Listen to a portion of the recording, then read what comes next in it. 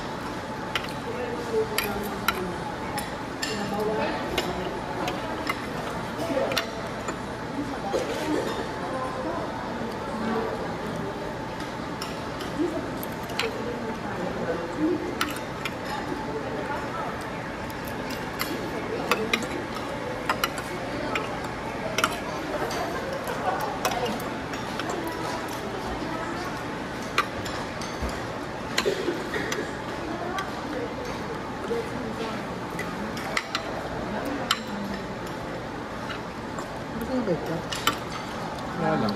Trip namin, parang hotdog.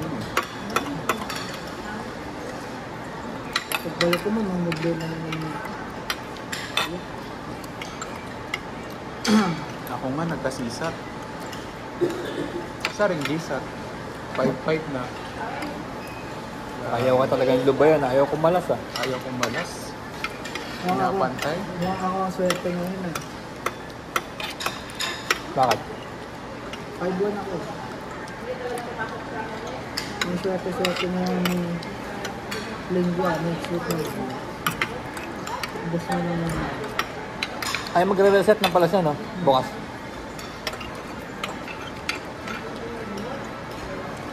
Audit na naman bukas. Ayusin natin bukas.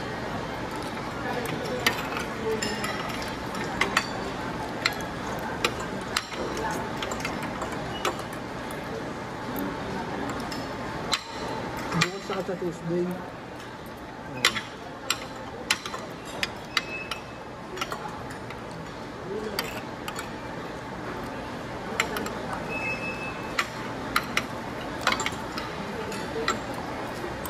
Pag Monday, Tuesday na magkakaroon ako ng Karaos naman tayo. Diba? Habang tumatagal, lalong kukuha na natin. Lalo nagkaka-markdown. work ka dyan, no? Oo. Kasi nung una tanong tayo ng tanong. Ngayon may nagiging independent tayo eh. Nagkakaroon lang ng fog yung utak natin pagka puyat. Kaya siguro minsan di kumakasa. Cash ba nga, tinakatang ko natin dati.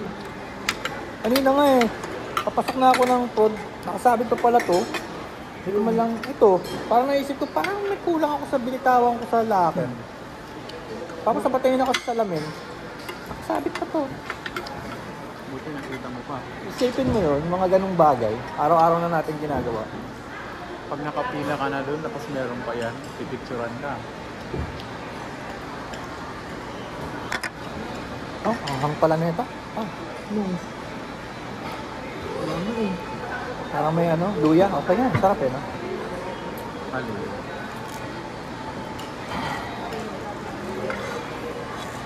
Final ko nga kung hamonado nga to o Hawaiian. Yun ang title eh. Pero masarap ah. Kitado lang yan. Adobo lang yan. Lalong gumulo. Adobo lang yan, kulang lang yan ng toyo. Oo nga. Hindi yung sa atin, kinetsapan. Kinetsapang Chicken manok. lang talaga yun. Oo nga, kinetsapang manok yun. Tapos yung sabaw ng hamonado, nilagay dyan. Wow! Paul.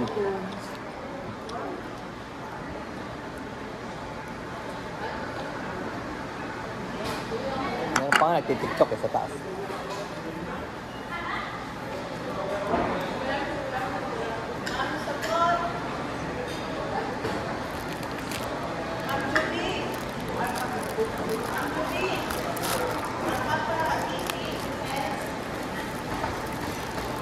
Dapat talaga to kainin na eh. Yung mga inuuwi ko, pag uwi sa bahay, durog na.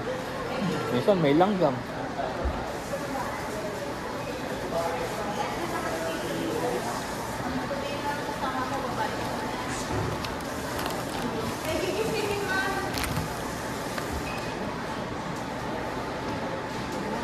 Ay, ina-announce pala. Ha? Yung mga natutulog, ina-announce.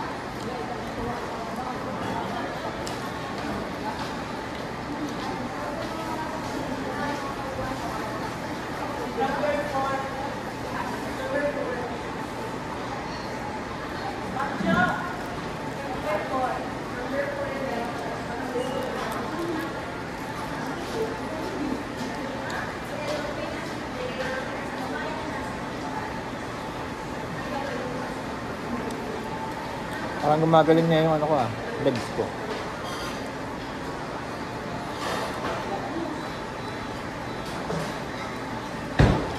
Hindi na sing sakit.